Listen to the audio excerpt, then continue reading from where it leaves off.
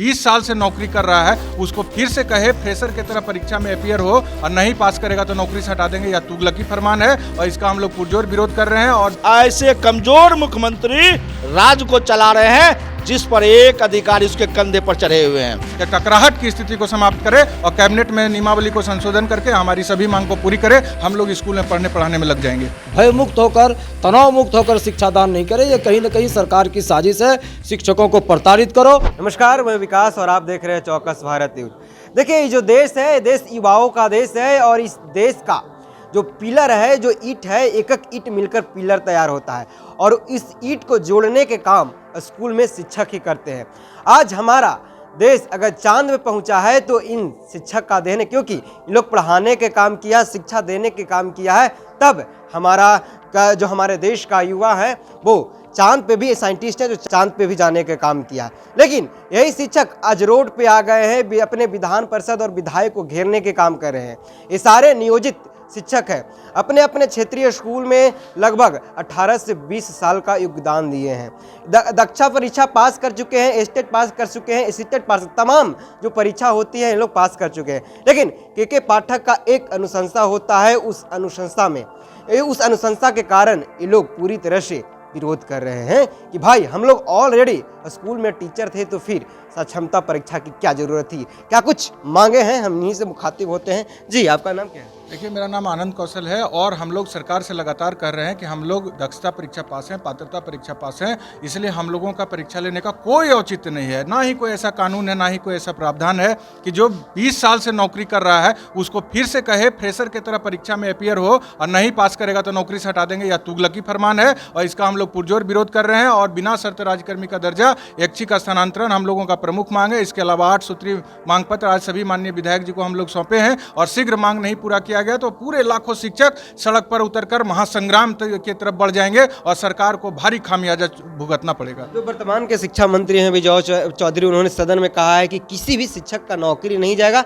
3 attempt था, उसको बढ़ाकर 5 कर दिया गया, लेकिन जो शर्तें थी उसको लागू करने पड़े। देखिए, माननीय शिक्षा मंत्री जी का कहना जो है वो सब पब्लिक डोमेन में आया है, लेकिन क्या वह लागू हुआ? नहीं लागू हुआ। मुख्यमंत्री कह रहे हैं 10 से 4 स्कूल चलेगा, वो अभी लागू नहीं हुआ। ये बात नहीं है। जब तक हमारे बिहार विद्यालय विशिष्ट शिक्षक नियमावली में कैबिनेट में ले जाकर के संशोधन नहीं किया जाता है, तब तक हमारा संघर्ष जारी रहेगा। और यह संघर्ष अगर सरकार चाहती है रुके तो टकराहट की स्थिति को समाप्त करे और कैबिनेट में नियमावली को संशोधन करके हमारी सभी मांग को पूरी करे। हम लोग स्कूल में पढ़ने पढ़ाने में लग जाएंगे। लेकिन अभी आप लोग अपने विधायक के पास आ रहे हैं, घेराव कर रहे हैं, इनसे मांग कर रहे हैं कि हम लोग ऐसा क्षमता जो परीक्षा है उसको खत्म कर दिया जाए। जैसे पढ़ा रहे थे पढ़ा, लेकिन हम लोग के सरकारी कर्मचारी का दर्जा दे दिया जाए। के पाठक ने एक फरमान जारी किया था, उन्होंने कहा था कि अगर ज़्यादा आप लोग कीजिएगा तो चिन्हित करके उन पर उचित कार्रवाई भी किया जाएगा। जी, आपने सही कहा कि आज बिहार शिक्षक एकता मंच अपने क्षेत्रीय विधायक और विधान परिषद के यहाँ घेरा डालो डेरा डालो चला रहे हैं। और हमारा जो यहाँ घेरा डालो डेरा डालो है, इसका एक ही मकसद है, जो बिहार में शिक्षा विभाग के अधिकारी बर्बाद करना चाह रहा है उसको रोकना।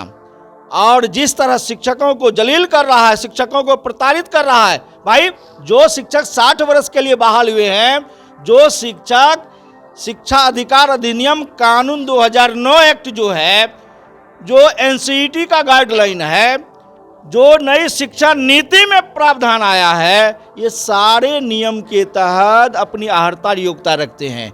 हमारे नियोजित शिक्षक प्रशिक्षित हैं, दक्षता और पात्रता उत्तीर्ण है, बावजूद उनकी सक्षमता परीक्षा का बहाना, यह तो एक बड़ा षड्यंत्र है सरकार की।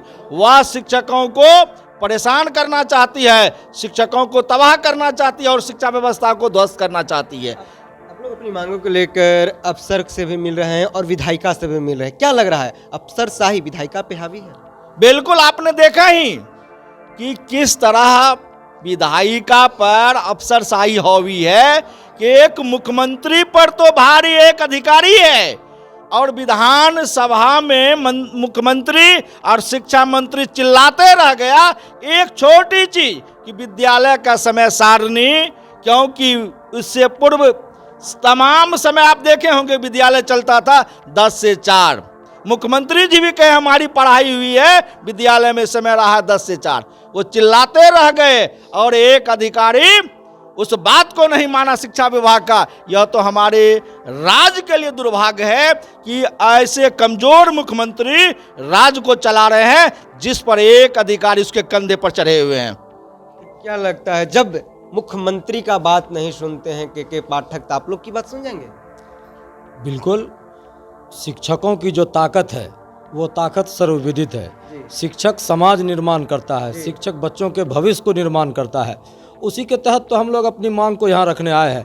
शिक्षक जब तक मानसिक पीड़ा से परेशान रहेगा, भय मुक्त होकर, तनाव मुक्त होकर बच्चों को शिक्षादान नहीं कर सकता।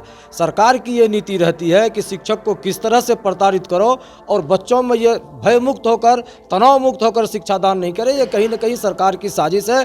शिक्षकों को प्रताड़ित करो और पढ़ाई को बाधित करो। ये जनता को दिखाने के लिए सिर्फ करते हैं कि हमने गुणवत्तापूर्ण शिक्षा लागू कर दिया, हमने 1 किया 2 किया, ऐसी कुछ नहीं है। जब तक शिक्षक तनाव मुक्त होकर, भय मुक्त होकर शिक्षादान नहीं करेंगे, अच्छी शिक्षा नहीं दे सकती। फिर भी इस परिस्थिति में हम लोग लगातार अच्छी शिक्षा देते रहे, जिसका परिणाम है कि हमारे बच्चे भविष्य में एकदम बहुत दूर दूर तक जाकर कंपटीशन फेस कर रहे हैं। आप लोग इस देश का भविष्य तैयार करते हैं, नींव रखने के काम करते हैं, लेकिन आज आप लोग रोड पे हैं, अपनी मांगों को सामने रख रहे हैं, अपने विधायक के पास रख रहे हैं, मुख्यमंत्री के पास रहे, अफसर के पास रहे, लेकिन नहीं सुन रहा है। क्या जो भविष्य को तैयार करते हैं वो इस तरह का जब रोड पे आ जाएंगे तो कैसे भविष्य इस देश का चलेगा? ये बहुत बड़ी विडंबना है। ये सरकार को सोचना पड़ेगा और सरकार के साथ साथ समाज को भी सोचना पड़ेगा कि जो शिक्षक हमारे समाज के अच्छे भविष्य की तरफ ले जाना चाहता है, उस शिक्षकों के पैर में सरकार बेड़ियां क्यों डाल रही है। समाज को भी जगना पड़ेगा, तब जाके सरकार को ये बताना पड़ेगा कि आप शिक्षकों की जो मूल सुविधा है, छोटी छोटी जो मांग है, बिना शर्त राजकर्मी का दर्जा है और बीच में जो कई तरह के अड़चने लाए हैं, उन अड़चन को समाप्त कीजिए और शिक्षक को बेफिक्र होकर, तनाव मुक्त होकर बच्चों को शिक्षादान करने। आखिरी सवाल रहेगा, सक्षमता परीक्षा का आप लोग विरोध कर रहे हैं, उधर चल भी रही है, तो कैसे इस चीज़ को देख रहे हैं? यह जो सरकार है शिक्षकों को मन गुमराह करके और यह इस मन परीक्षा का आयोजन कर रही है। शिक्षक मन दिग्भ्रमित हो गए हैं, भयभीत भी हैं और मिला जुला कर सरकार की यह साजिश है कि शिक्षकों को हम आपस में मतभेद करके, दिग्भ्रमित करके, भयभीत करके तोड़ दें। लेकिन जिन मन शिक्षकों ने इस मन परीक्षा का फॉर्म भरा है, वे लोग इस मन परीक्षा का बहिष्कार भी किया है, परीक्षा में बैठे भी नहीं हैं, एडमिट कार्ड को भी इन लोगों ने जलाया है। इसलिए मिला जुला के सारे शिक्षक जो है वह इस मन परीक्षा का मन बहिष्कार में है। कुछ लोग बैठ रहे हैं तो यह सरकार की साजिश के तहत ही बैठ रहे हैं। ये तमाम जो सुन रहे थे नियोजित शिक्षक है, अपनी मांगों को लेकर अपने क्षेत्रीय विधायक के आवास पे आए हैं, उनको घेराव करने के काम किए हैं। इन्होंने कहा कि हम लोग के बिना शर्त ही बिहार सरकार सरकारी कर्मचारी का दर्जा दे। इन्होंने साफ तौर पे कहा कि जो हम लोग टीचर दाक्षता परीक्षा पास कर चुके हैं, 20 साल से विद्यालय में योगदान दे रहे हैं, देश के भविष्य को तैयार कर रहे हैं, फिर कैसा परीक्षा बिहार सरकार ले रही है। तमाम सारी इन्होंने कहा कि बहुत छोटी हमारी मांग है, उस मांग को सरकार जल्द पूरा करे ताकि अपने विद्यालय जाए और बच्चों को पढ़ाए और इस देश के भविष्य को तैयार करे।